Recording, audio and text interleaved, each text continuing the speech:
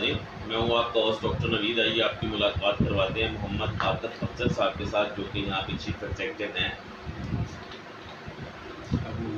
ابو Atif furniture Sahiwal کے۔ اور آئیے ان سے ملاقات کرتے ہیں اور ان سے پوچھتے ہیں کہ دہشت گردی کے حوالے سے حکومت پاکستان کو کیا اقدامات کرنے چاہیے جس سے دہشت گردی کا مکمل طور پر خاتمہ ہو جائے۔ دہشت گردی ہمارے ملک کے لیے ایک ناسور بن چکی ہے، جس سے ہماری معاشی حالت تباہ و برباد ہو چکی ہے۔ اور دوسرا ایک انٹرنیشنل ایشو ہے فلسطین کا، کہ اسرائیل چاہتا ہے کہ فلسطین کو، ہمارے بیت المقدس کو، قبلہ اول کو دارالحکومت بنایا جائے، اور اس میں امریکہ جو ہے وہ ساتھ ساتھ اسرائیل کا دے رہا ہے۔ تیسرا کوئی بزنس پوائنٹ آف ویو کے حوالے سے آئیے آپ کی ملاقات کرواتے ہیں محمد عاطف اسلم صاحب کے ساتھ۔ السلام علیکم۔ وعلیکم السلام۔ کیسے ہیں آپ؟ الحمدللہ۔ اسلم صاحب، سب سے پہلے یہ ہے کہ دہشت گردی کے حوالے سے حکومت پاکستان کو کیا اقدامات کرنے چاہیے کہ یہ ناسور ہماری جو جڑوں میں بیٹھ چکا ہے اس کو ختم ہو جائے؟ دیکھیے جی، سب سے پہلے تو یہ ہے کہ بیگا مسلم ہمیں اس کے اوپر بہت ہی زیادہ جو ہے وہ فوکس کرنا چاہیے، خاص کر جو ہمارے نوجوان ہیں ان کو آگے بڑھنا چاہیے کہ یہ جو آگے بڑھیں گے تو پھر ہی ہم اس کے اوپر کام کر سکتے ہیں۔ اب مسئلہ یہ ہے کہ ہمارا اس وقت سب سے زیادہ جو مسئلہ چل رہا ہے امریکہ کے ساتھ چل رہا ہے، انڈیا کے ساتھ چل رہا ہے، بہت زیادہ پلاننگس ہو رہی ہیں پاکستان کو پیچھے کرنے کے لیے۔ تو میرے خیال سے ہمیں بڑھنا چاہیے نوجوان نسل کو، اور اس کے اوپر پورا جو ہے وہ کام کرنا چاہیے کہ اس دہشت گردی کو یہاں سے دور کیا جائے۔ اور اس وقت اگر آپ دیکھیں تو بہت زیادہ جو ہے وہ جو ہمارے مدرسہ ہیں ان کو جو ہے وہ ٹارگٹ کیا جا رہا ہے، کہتے ہیں کہ وہاں پر جو ہے وہ دہشت گردیاں ہو رہی ہیں۔ نو ڈاؤٹ بہت سے ایسے ہیں جہاں پر ہو بھی رہی ہیں اور کہیں پر نہیں بھی ہو رہی، جن کو بھی ٹارگٹ کیا جا رہا ہے، لیکن اگر ہم مسلمان ہیں تو ان کی حفاظت کرنا ہمارا ذمہ ہے، اور ہمیں ہی ان کو آگے لے کے چلنا ہے۔ ہمیں اسلامی تعلیم حاصل کرتے ہوئے جو ہمیں اسلام نے بتایا ہے، جو ہمیں قرآن میں بتایا گیا ہے، اس کی تعلیمات کو دیکھتے ہوئے اپنی نوجوان نسل کو آگے بڑھانا ہے۔ لیکن اس کے اوپر ابھی تک گورنمنٹ پاکستان جو ہے وہ اس کے اوپر کوئی کام نہیں کر رہی، کوئی ایسا اقدام نہیں کیا کہ اسلام ہمیں جو بتا رہا ہے اس کے اوپر ہم آگے چلیں۔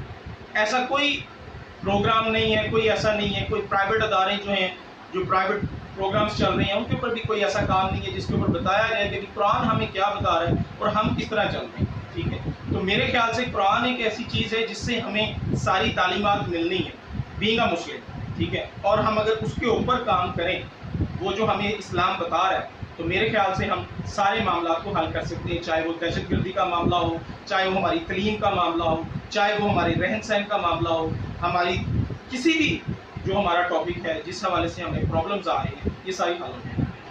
تو بھائی آپ کا مطلب ہے کہ قرآن و سنت کی روح میں جو بھی فیصلے کیے جائیں اس کی روح سے ہی کیے جائیں۔ بینگ اے مسلم ہم قرآن سے دور ہو گئے جس کی وجہ سے یہ مشکلات پیش آ رہے ہیں۔ بالکل بالکل، میں یہی سمجھتا ہوں۔ میں بھی جو ہے وہ سوشل لائف میں مارکیٹ میں جاتا ہوں، بہت ساری چیزیں دیکھتا ہوں، بہت سارے معاملات دیکھے ہیں، ہمیں کاروبار کرنے ہیں، اس کے علاوہ ہم بہت ساری چیزیں دیکھتے ہیں۔ مارکیٹ میں اگر مارکیٹ کو دیکھا جائے تو مارکیٹ کا ہمارا جو صورتحال ہے وہ بہت ہی پیچھے چل گئی ہے۔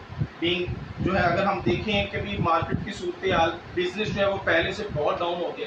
ٹھیک ہے، کیا معاملات ہیں؟ معاملات صرف یہی ہیں کہ جو اصل اصول جو ہونے چاہیے تھے اگر ہم دیکھیں تو وہ ہم ان سے پیچھے ہٹ گئے۔ اگر وہ اس کے اوپر اگر ان کے اوپر کام کریں، اگر ہم تجارت کے اوپر آئیں، ساری چیزیں ہمیں ملیں گی قرآن میں اگر ہم ان کو دیکھیں، لیکن ہماری گورنمنٹ اس کے اوپر کوئی بھی ایسا کام نہیں کر رہی۔ ٹھیک ہے، الٹا مدرسوں کو جو ہے وہ ٹارگٹ کیا جا رہا ہے کہ بھی مدرسے جو ہیں وہ ٹھیک نہیں ہیں، ان میں اچھی تعلیمات نہیں دی جا رہی۔ اور ہمارا جو اس وقت جو ہمارے سوشل جو ٹی وی ہیں، جو ہمارے پروگرام چل رہے ہیں، ان کو دیکھیں کیا ہو رہا ہے وہاں پر، آپ کے سامنے ساتھ کچھ ہے۔ تو میں کسی کو ٹارگٹ نہیں کروں گا، لیکن آپ خود دیکھیں کہ آپ کی مارکیٹ میں کیا ہو رہا ہے، کیا نہیں ہو رہا ہے۔ ہم اسلام کو اگر ہم اپنا لیں تو میرا خیال ہے سارے معاملات حل ہو جائیں۔ پوری دنیا میں دیکھ رہے ہیں کہ جہاں بھی پس رہا ہے مسلمان پس رہا ہے، آخر اس کی کیا خاص وجہ؟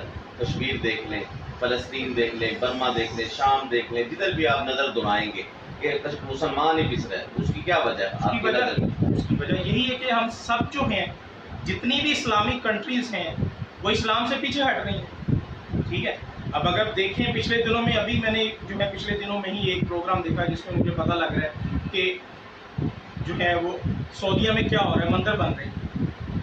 یہ بہت سارا آپ نے دیکھا ہوگا سعودیہ میں کیا ہو رہا ہے۔ سعودیہ ایک ایسا ہمارا ملک ہے جس میں ہم جا کے جو ہے وہ حج کرتے ہیں، اللہ کا گھر ہے وہاں پر، اور وہاں پہ یہ کیا کام ہو رہے ہیں؟ تو یہ کیوں ہو رہے ہیں؟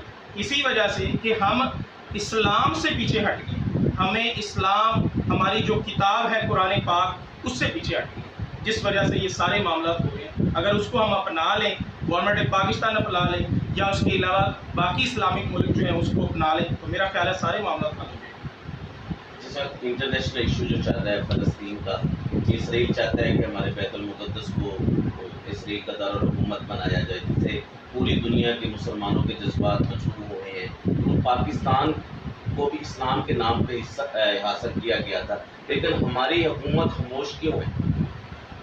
دیکھیں انہوں نے آج تک کوئی اسٹیٹمنٹ نہیں دی۔ دیکھیں سب سے بڑی بات یہ کہ اس وقت جو گورنمنٹ ہے، میں کسی بھی گورنمنٹ کو ٹارگٹ نہیں کروں گا، لیکن اب تک جتنی بھی 47 کے بعد جتنی بھی گورنمنٹس بنی ہیں، اس کے بعد یہی چل رہا ہے، سب اپنے اکاؤنٹس بڑھ رہے ہیں، اپنے اکاؤنٹ بن رہے ہیں، یا اپنے رشتہ داروں کو جو ہے وہ اپ لے کے جایا جا رہا ہے، یہاں پر خاندانی گورنمنٹ ہو رہی ہے۔ ادروائز اصل میں اگر ہم دیکھیں تو حضرت عمر فاروق نے جو ہے وہ گورنمنٹ کی ہے، ٹھیک ہے، خلیفہ رہے ہیں ہمارے، حضرت ابو بکر صدیق جو ہیں وہ خلیفہ رہے ہیں۔ یہ ٹارگٹ اگر ہم ان کو اپنا جو ہے مورل بنائیں تو میرے خیال سے ہمارے ملک جو ہیں، جتنے بھی اسلامی کنٹریز ہیں، وہ آٹومیٹکلی سب چیزیں ٹھیک ہو جائیں گی۔ لیکن اگر ہم دیکھیں، انہوں نے اپنے خاندان کو تو نہیں آگے بڑھایا، انہوں نے گورنمنٹیں کی ہیں، خلیفہ تھے ہمارے، انہوں نے کوئی اپنے اکاؤنٹس تو نہیں بڑھے۔ تو یہاں پر مجھے نہیں سمجھ لگتی پاکستانی گورنمنٹ جو ہے وہ کیا کرتی ہے۔ کوئی بھی گورنمنٹ ہے، میں کسی کو ٹارگٹ نہیں کرتا، لیکن ساری کی ساری جو ہے وہ اپنے اکاؤنٹس بنائے جا رہے ہیں۔ سے لے کر اب تک کوئی حکومت ایسی نہیں ہے کہ جو کوئی بھی ایسی، اصل میں یہ جو عہدے ہیں یہ ہیں خدمت کرنے کے، ٹھیک ہے، خدمت کرنے کے عہدے ہیں، لیکن یہاں پر صرف اس وجہ سے آیا جاتا ہے یہاں پر کہ ہم جو ہے وہ اپنی فیملی کو اسٹیبل کریں گے، جبکہ یہ ہیں خدمت کرنے کے، اپنے آپ کو ختم کر کے عوام کی خدمت کرنے کے یہ عہدے ہیں، لیکن یہاں پر ایسا نہیں ہوتا، عوام سے خدمت کروائی جاتی ہے۔ یہاں پر آپ کو پتہ ہے کہ کیا کیا ہوتا ہے، اپنے ضمیر سے پوچھیں نا یہ کیا ہو رہا ہے۔ گزرنا ہوتا ہے تو پتہ نہیں کتنی گاڑیاں، کتنے قافلے، کتنا سارا پروٹوکول تو چھوڑ ہی دینا، اب مجھے سمجھ نہیں لگ رہی کہ پاکستان میں اب یہ ریسنٹلی جو چیز چل رہی ہے، نو ڈاؤٹ اچھی ہے، بری نہیں ہے، لیکن جو چیز ہونی چاہیے وہ پہلے۔ اب پاکستان میں کرکٹ کو جو ہے وہ بہت زیادہ جو اب کیا جا رہا ہے، لیکن ٹھیک ہے، انٹرنیشنل لیول پر ہمیں اوپر آنا چاہیے، کیونکہ کرکٹ سے ہم بہت سارا بزنس بھی لے کے آ سکتے ہیں پاکستان میں، لیکن جو ہمارے اصل پرابلمس ہیں پہلے ان کو دیکھا جاتا ہے، جو ہمارے اندر کے پرابلم ہیں۔ کرکٹ کے حوالے سے آپ نے بات کی، میں آپ کو یہ وضاحت کرنا چاہتا ہوں کہ 9 سال سے دہشت گردی کی وجہ سے کہ انٹرنیشنل کرکٹ پاکستان میں نہیں ہوئی۔ اگر نجم سیٹھی کی کاپسوں سے یہ سارا کچھ ہو رہا ہے تو اس میں ہم ان کو اپریشیٹ کریں کہ وہ لے کے آئے ہیں پلیئرس کو، یہاں پہ کوئی بندہ آنا گوارا نہیں کرتا تھا۔ آپ کو پتہ ہے یہاں سے کتنے بزنس مین بنگلہ دیش اور ادر کنٹریز میں شفٹ ہوئے، اس کی کیا وجہ تھی؟ یہ دہشت گردی کی وجہ تھی نا۔ بالکل، اس میں تو ہمیں ان کو اپریشیٹ کرنا چاہیے کہ ان لوگوں نے دکھایا ہے کہ ہمارا ملک دہشت گرد نہیں ہے، ہمارا ملک صاف ستھرا ملک ہے، ہم اس کو سیکورٹی پرووائڈ کر سکتے ہیں، یہ ہمارے لیے تو ایک بڑے اچھے مقام کا حامل ہے۔ بالکل آپ جو ہے وہ بالکل صحیح کر رہے ہیں کہ بھی اس وقت جو ہے ہمیں دوسروں کو، باقی کنٹریز کو بتانا ہوگا کہ بھی پاکستان جو ہے وہ دہشت گردی نہیں ہوگی، تاکہ بزنس مین یہاں پہ آئیں، اپنا کاروبار کریں اور ہمیں ان سے معاشی ہماری ترقی ہوگی پاکستان کی۔ دیکھیں جی، ایک انٹرنیشنل ٹیم جب پاکستان میں آئے گی، دیکھیں ٹھیک ہے، اور بہت سارے ملک کو اس چیزوں کا پتہ لگے گا، کنٹریز میں پتہ لگے گا کہ ہاں یہاں پر دہشت گردی نہیں ہو رہی، بلکہ میں تو یہ کہتا ہوں کہ یہاں پر دہشت گردی ہوتی نہیں ہے، کروائی جاتی ہے، ٹھیک ہے، یہاں پر دہشت گردی ہمارا ہمسایہ ملک کو تکلیف ہے، ہمارا ہمسایہ ملک ہمارے ساتھ کرکٹ کے روابط بھی نہیں رکھ رہا، وہ ہم سے دور ہو رہا ہے۔ اس کے بعد ہمارا جو سب سے اس وقت مین پروجیکٹ جو چل رہا ہے وہ سی پیک کے حوالے سے ہے،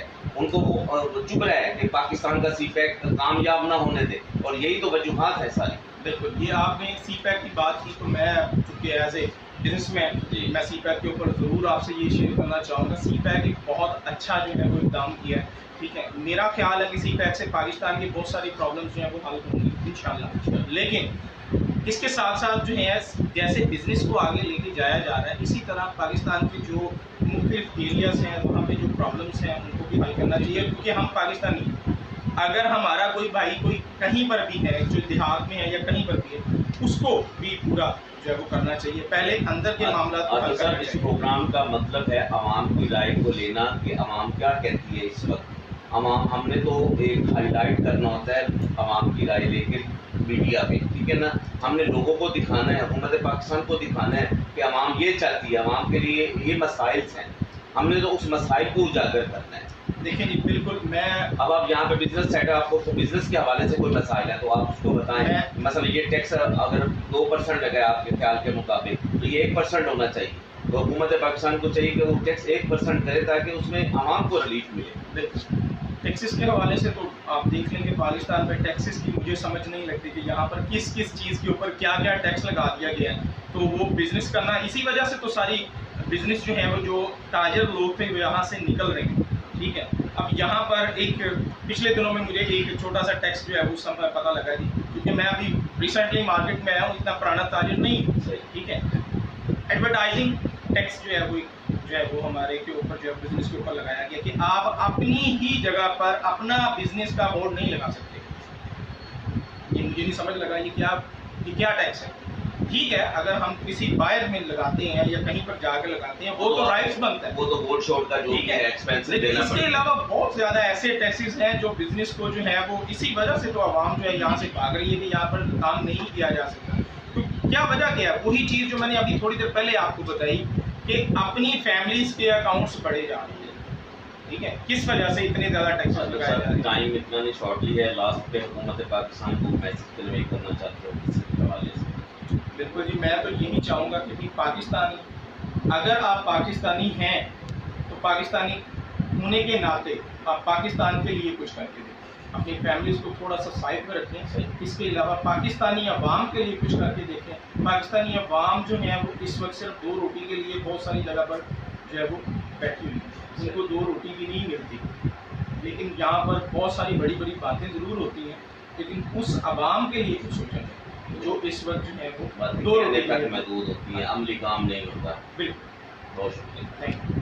آج یہ تھے محمد آصف افضل صاحب جو کہ اپنے خیالات کا اظہار کر رہے تھے. باقی تو انہوں نے بڑی اچھی باتیں کی. حکومت پاکستان کو یہ پیغام ہے کہ عوام کے لیے سوچیں برائے مہربانی. اگر آپ اپنی فیملی کے لیے آپ اوبلائج کرتے رہیں گے تو اس طرح کام نہیں چلے گا. آپ عوام کے لیے سوچیں، اس طرح انشاءاللہ پاکستان ترقی کرے گا. کیمرہ مین علی ہاشمی کے ساتھ ڈاکٹر نوید BBC.